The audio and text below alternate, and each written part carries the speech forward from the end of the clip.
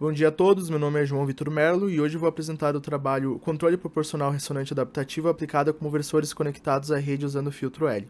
Então, o foco do estudo é a aplicação de estratégias de controle para melhorar a qualidade de corrente injetada na rede por conversores conectados a sistemas fotovoltaicos.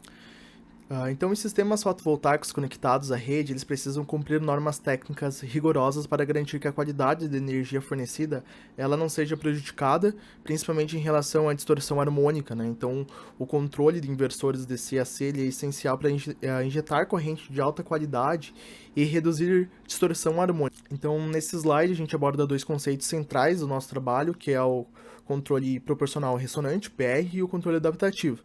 Então, primeiramente, o controle PR ele é amplamente utilizado em sistemas de conversores trifásicos, principalmente para rastreamento senoidal e a correção harmônica. Então, ele se destaca por sua capacidade de selecionar frequências específicas, permitindo que o controle seja eficaz na compensação de harmônicos devido às suas características seletivas tanto de amplitude quanto de frequência. Por outro lado, nós temos o controle adaptativo, que ele atua ajustando dinamicamente os parâmetros do controlador em tempo real. Então, à medida que as condições ambientais mudam, ele acaba se adaptando. Então, esses ajustes, eles garantem que o desempenho do sistema ele permaneça ótimo, mesmo sobre variações nas condições de operação, como a variação de frequência ou até mesmo a flutuação da carga. Então, nesse trabalho, a gente propõe uma estratégia de controle adaptativa proporcional ressonante aplicada a inversores trifásicos conectada à rede, utilizando o filtro L. E o principal objetivo dessa estratégia é melhorar a compensação harmônica, né? Consequentemente, a qualidade da corrente injetada na rede. E isso é alcançado por meio da combinação, né, de dois métodos de controle, que é o controle adaptativo, que ajusta os parâmetros de sistemas de acordo com a variação da frequência fundamental da rede, e o controle proporcional ressonante, que ele é responsável por atenuar os harmônicos de ordem, especificamente até a 11ª harmônica. Então, neste slide, eu apresento o modelo do inversor trifásico de 3 ramos que utilizamos nas simulações. Então, ele está conectado à rede por meio do filtro L. E ao lado direito nós temos a tabela com os parâmetros dos conversores e a planta utilizadas na simulação. Para realizarmos então a modelagem do inversor trifásico, nós utilizamos a transformada de Clark, né, que ela converte o sistema trifásico em dois sistemas ortogonais, né, que são as componentes alfa e beta. Isso simplifica a análise de controle, pois permite tratar cada componente de forma dependente.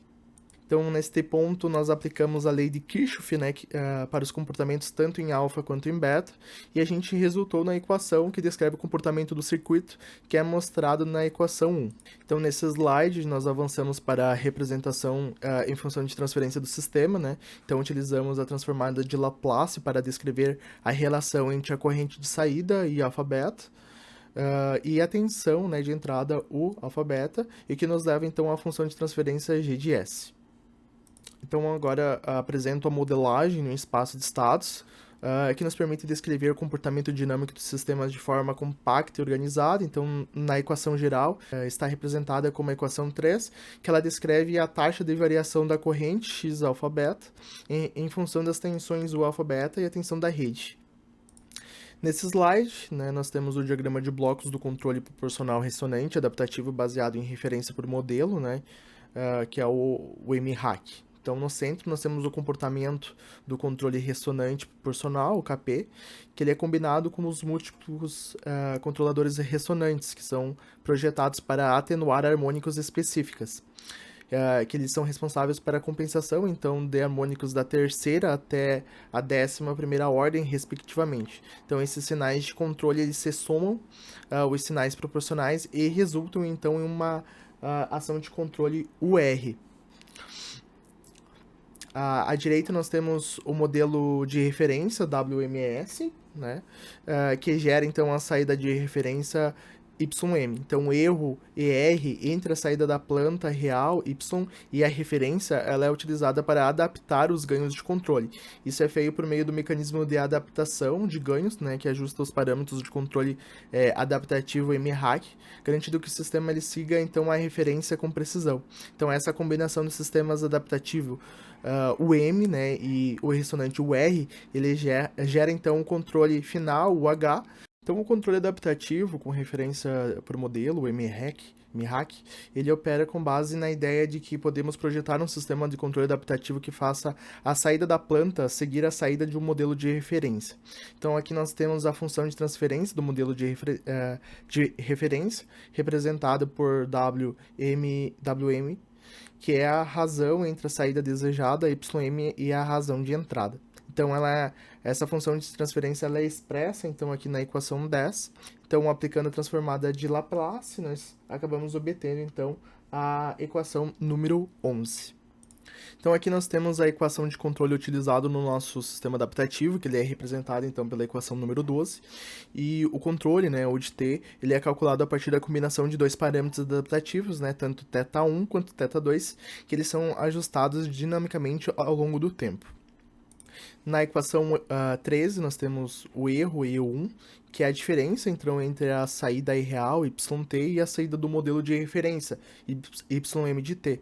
Então, aqui nós temos a modelagem de distúrbios dos sistemas de controle adaptativo, né, na equação 15, que ela descreve, então, os distúrbios de dt com uma combinação de senos e cossenos. Então, a resposta do controle adaptativo a esses distúrbios é dada pela equação 16, que é a ação UD, né, é a ação de controle que tenta mitigar o distúrbio.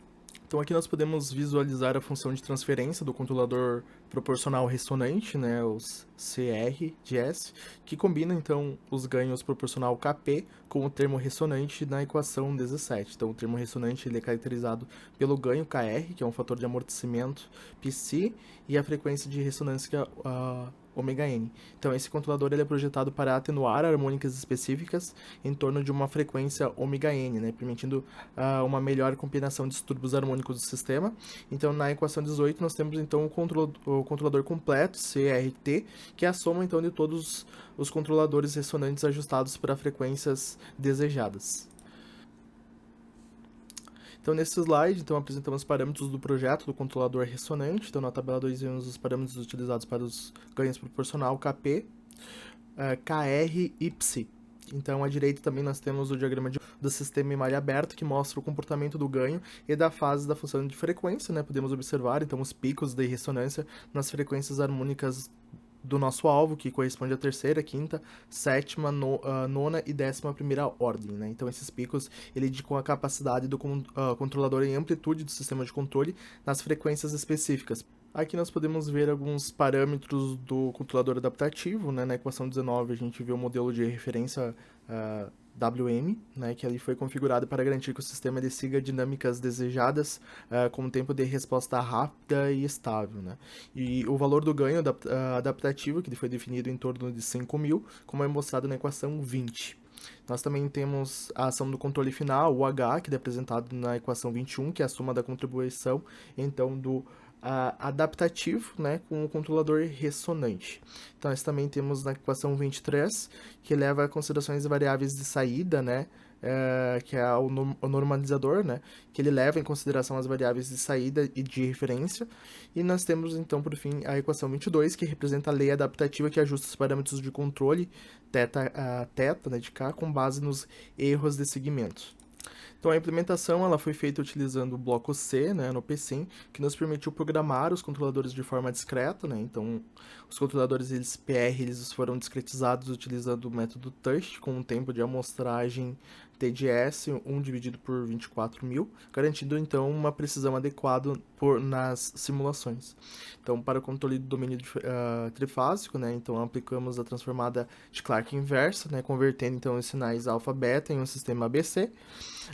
Simulamos distúrbios harmônicos ímpares com a frequência desejada em uma amplitude de 10 volts. E para avaliar a rejeição de distúrbios, né, aumentamos a amplitude da corrente de 5 amperes para 7 amperes em torno de 0,5 segundos. Na primeira figura, né, observamos as formas de onda de tensão trifásica com harmônicas presentes, né? E à direita nós temos então um gráfico da FFT das mesmas tensões, né? Podemos observar que a maior parte da energia está concentrada na frequência fundamental, que é de 60 Hz, enquanto as componentes harmônicas de ordem superior estão significativamente aplicadas sobre o sistema. Então aqui nós podemos visualizar as simulações das correntes IABC, né, e com distúrbios harmônicos, né, bem como a fase com análise da FFT dessas correntes. Então na figura 7 vemos a forma de onda da corrente das três fases ao longo do tempo. Então, do início há um período de estabilização, seguindo então pela introdução dos distúrbios harmônicos. Então, mesmo com esses distúrbios, as formas de onda elas se mantêm bem equilibradas e quase senoidais, né, o que demonstra a eficácia do controlador em rejeitar os harmônicos. E à direita nós temos a FFT das correntes, né, então a maior parte da energia está concentrada na frequência fundamental, né, 60 Hz, com uma atenuação significativa dos harmônicos. Então os cálculos de distorção de harmônicos totais, né, o THD, ela foi de 2.37, 2.28 e 2.37 para IA, IB e IC respectivamente, né? E esses valores eles são bem baixos do limite de 5% estabelecido pelas normas, o que valida então o desempenho do controlador na melhoria, né, da qualidade das correntes. Nesse slide a gente pode perceber então os erros, né? O erro tanto para alfa quanto para beta tendendo a zero, né? E os tetas, né, convergindo para o sistema como desejado. Então, para concluir, o trabalho ele demonstrou a eficiência do controlador proposto na atenuação de harmônicas, com resultados que indicam uma redução significativa nas distorções harmônicas totais, né, na THD das correntes, mantendo dentro dos padrões exigidos. E nós temos também a questão da rápida resposta do controlador adaptativo, né, às mudanças nas condições operacionais, que destacou a robustez e a precisão do sistema, né. E como próximo passo, nós estamos implementando o sistema do software Typhoon, né, para realizar testes em tempo real. Isso permite uma validação prática do desempenho do controlador em condições reais. E eu gostaria de encerrar agradecendo a CAPES, né, pelo apoio financeiro a esse trabalho, por meio do PROEX, sobre o código de financiamento 0.001. Também a meus professores e orientadores, o professor Rodrigo Varela, né, e o professor Hilton, pelo ajuda e suporte ao trabalho. Estas são as referências.